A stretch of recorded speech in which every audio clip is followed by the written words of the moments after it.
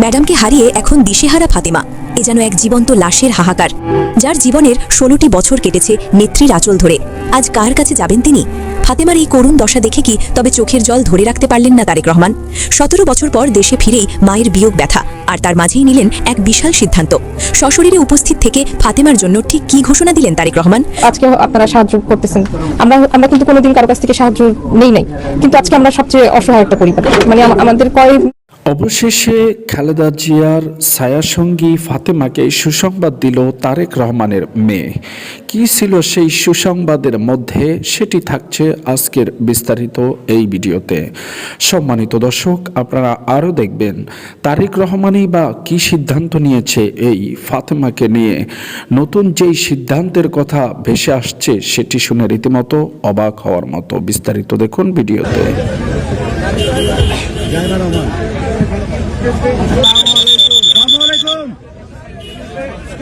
Madam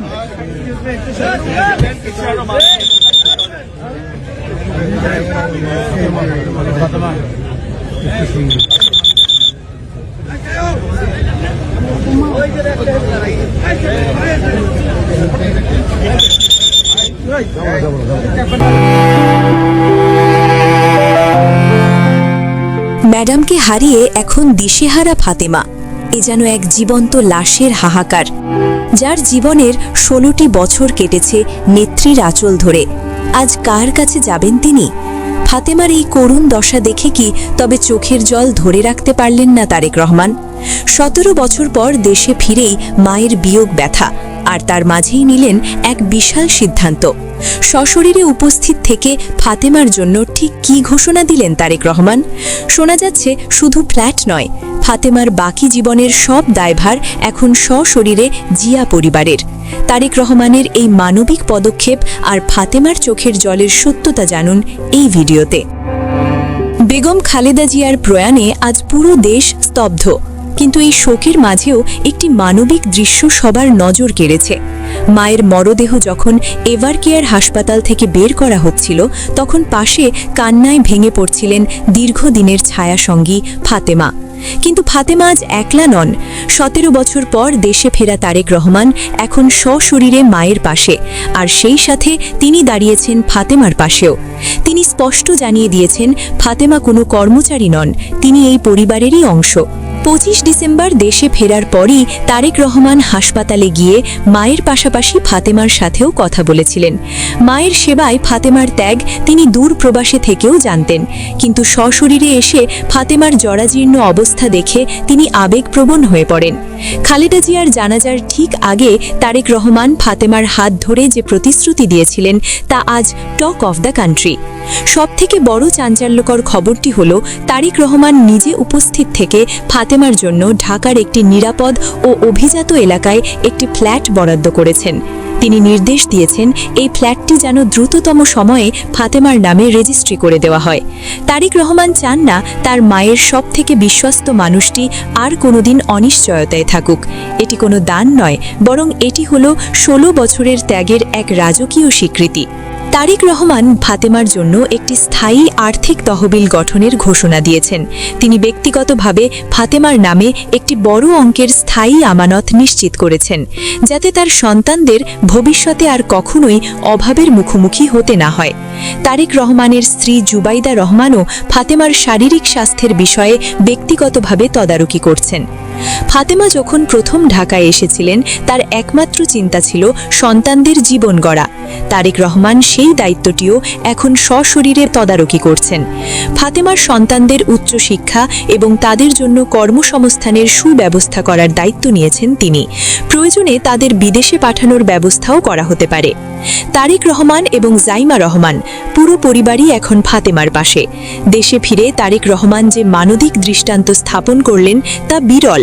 Fatema এখন আর কোনো গৃহকর্মী নন, তিনি এখন তারেক রহমানের এক বিশ্বস্ত অভিভাবক তুল্য সদস্য। লন্ডনের নির্বাসন কাটিয়ে দেশে ফিরে তারেক রহমান প্রথম যে কয়টি বড় সিদ্ধান্ত নিয়েছেন তার মধ্যে ফাতেমার সুরক্ষা নিশ্চিত করা অন্যতম। সততা ও আনুগত্যের জয় এভাবেই হয়। তারেক রহমান সশরীরে দেশে ফিরে এসে ফাতেমার পাশে দাঁড়ানোর মাধ্যমে প্রমাণ করেছেন যে যারা নেত্রীর জন্য জীবন দিতে পারে, জিয়া পরিবার তাদের কখনো একা ফেলে না।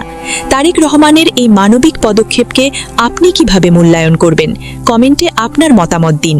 ইতিহাসের আড়ালে দাঁড়িয়ে যে নারী শেষ মুহূর্ত পর্যন্ত আগলে রেখেছিলেন খালেদা জিয়াকে।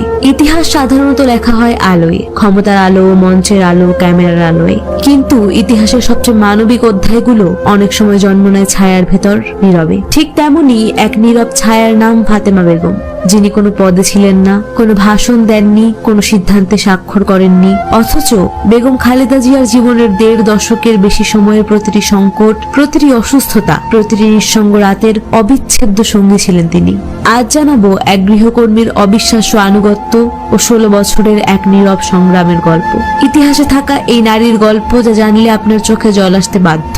তাই ভিডিওতে লাইক দিয়ে চ্যানেলটি সাবস্ক্রাইব করে না টেনে সম্পূর্ণ দেখতে থাকুন। শেষে থাকছে চমকপ্রদ কিছু তথ্য। মঙ্গলবার ভোরে এভার কেয়ার হাসপাতালে যখন বিএনপি চেয়ারপারসন বেগম খালেদা জিয়া শেষ নিঃশ্বাস ত্যাগ করেন, তখন তার শিয়রে ছিল ফাতেমা, যেমনটা ছিলেন 15 বছরেরও বেশি সময় ধরে। কারাগারের নির্জন প্রকোষ্ঠে, হাসপাতালের নিভৃত কক্ষে, রাজনৈতিক অবরোধে ঘেরা বাসভবনে কিংবা বিদেশের হাসপাতালে বিছানার পাশে নেত্রী চলে গেছেন, কিন্তু ছায়াটি রয়ে গেছে শূন্যতায় ভরা, দিশাহীন, একেবারে একা। ফাতেমা বেগমের জন্ম ভোলার সদর উপজেলার শাহমাদার গ্রামে। গ্রামীণ সাধারণ জীবনে বেড়ে ওঠা এই নারী কখনো ভাবেননি তার জীবনের পথ একদিন দেশের সবচেয়ে আলোচিত রাজনৈতিক নেত্রীর জীবনের সঙ্গে এমনভাবে জড়িয়ে যাবে। 2008 সালে স্বামী হারুন লাহারীর মৃত্যুতে ফাতেমার জীবন ভেঙে পড়ে। 2 সন্তানকে নিয়ে অনিশ্চিত ভবিষ্যৎ, জীবিকার তীব্র সংকট, সব মিলিয়ে জীবন তখন এক অন্ধকার গলিপথ। সেই অন্ধকার থেকে বেরোতেই 2009 সালে তিনি ঢাকায় আসেন। ভাগ্য তাকে নিয়ে যায় গুলশানের ফিরোজায় বেগম খালেদা জিয়ার বাসভবনে। শুরুটা ছিল গৃহকর্মী হিসেবে, কিন্তু সময়ের সঙ্গে সঙ্গে দায়িত্ব বদলাতে থাকে সম্পর্কের ধরন। 2010 সাল থেকেই ফাতেমা হয়ে ওঠেন খালেদা জিয়ার সার্বক্ষণিক সঙ্গী। ধীরে ধীরে তিনি শুধু একজন পরিচারিকা নন, বরং ব্যক্তিগত জীবনের অবিচ্ছেদ্য অংশে পরিণত হন। চেয়ারপারসনের ব্যক্তিগত কর্মকর্তাদের ভাষ্য অনুযায়ী খালেদা জিয়ার দৈনন্দিন রুটিন, ওষুধ খাওয়ার সময়, চিকিৎসকের নির্দেশনা সবকিছু মনে করিয়ে দেওয়া থেকে শুরু করে মানসিক সঙ্গ দেওয়া পর্যন্ত সব দায়িত্বই পালন করতেন ফাতেমা। রাজনৈতিক ইতিহাসে 2013, 14 ও 15 এই বছরগুলো ছিল উত্তাল। তত্ত্বাবধায়ক সরকার আন্দোলন, মার্চ ফর ডেমোক্রেসি, গুলশান কার্যালয়ে অবরোধ, সব মিলিয়ে প্রতিটি মুহূর্ত ছিল ঝুঁকিপূর্ণ। 2014 সালের মার্চ ফর ডেমোক্রেসি। হ্যাঁ দর্শক, আপনারা দেখলেন তো। এরকম নিত্য নতুন ভিডিও পাওয়ার জন্য আমাদের সাথে থাকবেন। এতক্ষণ পর্যন্ত যারা আমাদের সাথে ছিলেন আপনাদেরকে অসংখ্য ধন্যবাদ। আর যারা পরবর্তীতে আমাদের সাথে যুক্ত হতে চান কিংবা আমাদের প্রত্যেক মুহূর্তে